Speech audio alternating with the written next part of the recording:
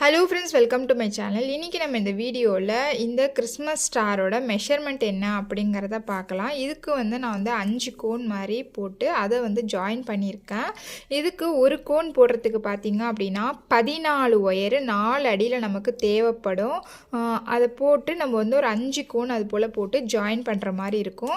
இந்த கேப்பில் நம்ம ஒரு லைட் மாதிரி கொடுத்தோம் அப்படின்னா கிறிஸ்மஸ்க்கு நமக்கு அழகாக இருக்கும் இந்த லைட்டு போட்டு பார்க்குறதுக்கு.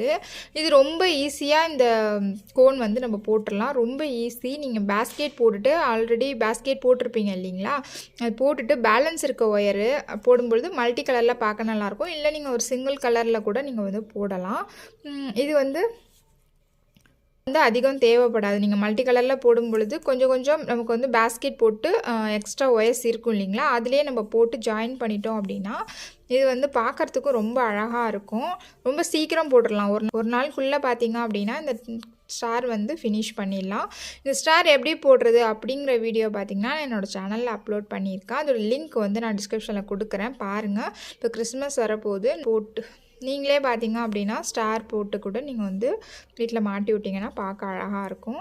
கண்டிப்பாக ட்ரை பண்ணி பாருங்கள். இது தனியாக சிங்கிள் கோனாக போட்டு கூட நீங்கள் ஒரு ஃப்ளவர் வாஷ் மாதிரி வச்சுக்கலாம். அதுக்கும் பார்த்திங்கன்னா 14 ஒயரு 4 அடியில் எடுத்துகிட்டு ஒரு சின்ன கோன் மாதிரி வரும். அது ஒரு ஃப்ளவர் வாஷ் மாதிரி கூட நீங்கள் யூஸ் பண்ணிக்கலாம். கண்டிப்பாக இந்த ஸ்டார் நீங்கள் ட்ரை பண்ணி பாருங்கள். ஸ்டார் எப்படி போடுறது அப்படிங்கிற வீடியோ பார்த்தீங்கன்னா என்னோடய சேனலில் இருக்குது. அது லிங்க் நான் டிஸ்கிரிப்ஷனில் கொடுக்குறேன்.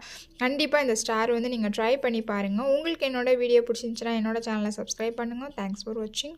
தேங்க்யூ.